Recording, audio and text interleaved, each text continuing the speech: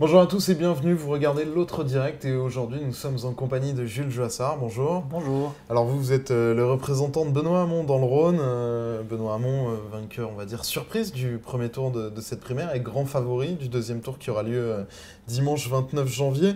Est-ce qu'il n'y a pas à craindre s'il l'emporte que ce soit finalement une victoire à la Pyrrhus, que vous soyez investi par le PS mais que le PS vous lâche pour d'autres candidats et on pense par exemple à Emmanuel Macron?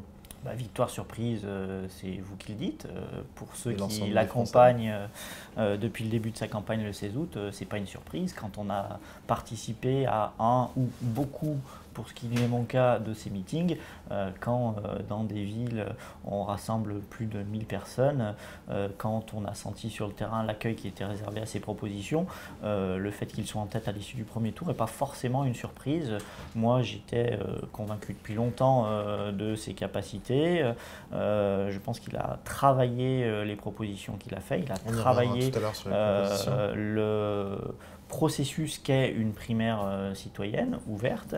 Il est parti très tôt en campagne, donc sa position n'est pas si Mais est-ce que c'est pas lui qui va conduire le PS? Est-ce que finalement le privilège qu'il aura dimanche soir s'il l'emporte, c'est pas de conduire le PS dans le mur ou au ralliement à d'autres candidats? Mais moi je pense que non seulement c'est pas le cas, mais qu'en plus sa victoire à la primaire citoyenne peut le mettre dans une dynamique qui s'apparenterait à celle que vous décrivez pour ce qui est de la primaire, dans une dynamique extrêmement favorable pour ce qui est de la présidentielle et qui peut réouvrir le champ des possibles et l'espoir d'une victoire de gauche à la présidentielle. S'il sort avec l'onction d'aller aux alentours de 2 millions de participants à la primaire, c'est quand même le plus efficace des sondages et les adhérents de la France Insoumise d'une part et de En Marche d'autre part, ils ne sont pas aussi nombreux que ceux qui vont voter à la primaire.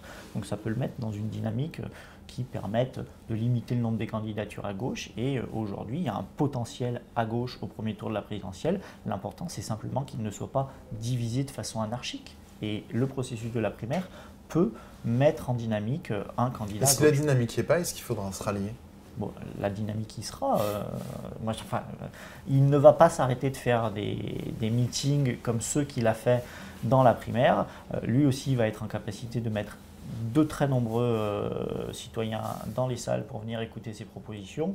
Il va être en capacité de mettre de très nombreux militants dans la rue, au contact des électeurs. Et moi, je pense que ces propositions et son positionnement qui rend possible les passerelles entre les différentes familles à gauche peut faire de lui un candidat rassembleur en capacité d'aller au second tour de la présidentielle. De très nombreux élus ont déjà fait savoir, ont laissé entendre qu'ils ne soutiendraient pas Benoît Hamon parce que son programme est irréalisable. Il y a même très nombreux élus qui soutenaient Manuel Valls, Arnaud Montebourg, Vincent Peillon, celui qui est arrivé en tête de la primaire. C'est pas Qu'est-ce qui vous fait penser que le parti va se ranger derrière vous, alors qu'on voit déjà des défections? Parce que le parti, c'est un parti qui a ce fonctionnement depuis toujours. Enfin, moi, j'ai été un militant dans le parti qui a fait les campagnes avec zèle, opiniâtreté et constance de candidats, voire programmes avec lesquels je n'étais pas en complète adéquation. Et je pense finalement, vous en récoltez les fruits aujourd'hui. Voilà. Et donc, je pense que ceux qui, depuis 15-20 ans, ont fait des campagnes pour eux-mêmes ou pour des candidats dont ils étaient proches, sur des bases programmatiques dont ils étaient proches, demain auront la loyauté de faire la campagne sur l'orientation qu'aura été définie dans la primaire et pour le candidat qui aura remporté cette primaire, et je l'espère, Benoît Hamon. À moins que Benoît Hamon amène des réponses claires sur ces mesures inapplicables. Et on va en parler notamment, il y a ce revenu universel de 600 €, puis qui passera rapidement à 750 €, un coût de 360 à 400 milliards d'euros. Pour le financer, pour l'instant, il y a une mesure avancée, le CICE, c'est 40 milliards.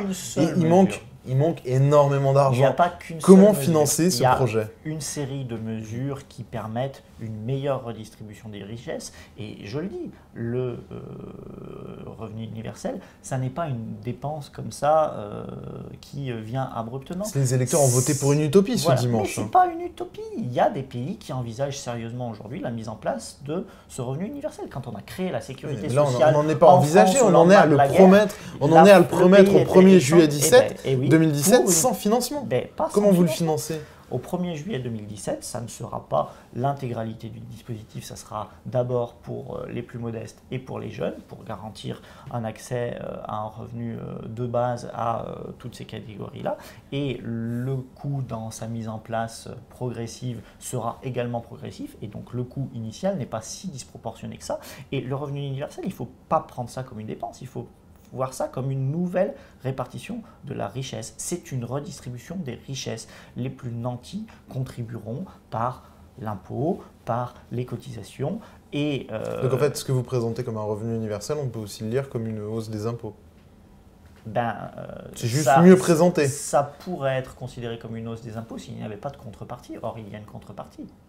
Chacun percevra cette somme qui lui permettra de mieux choisir son investissement au travail, son investissement en tant qu'aidant, son investissement familial, ses activités. Enfin voilà, c'est une nouvelle façon d'envisager la société qui est aujourd'hui celle du progrès social. Quand on a créé la sécurité sociale, c'était un progrès social majeur. Ça avait potentiellement sur le papier un coût exorbitant par rapport aux capacités de financement d'un pays au sortir de la guerre. Et pourtant, ça a été fait. Et aujourd'hui, je pense que personne ne se plaint, à part François Fillon, que la sécurité sociale permette une meilleure santé de nos concitoyens.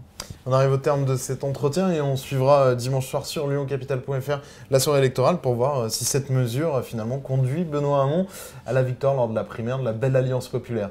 On se retrouve très vite pour une autre édition de notre direct. Au revoir. Bonsoir.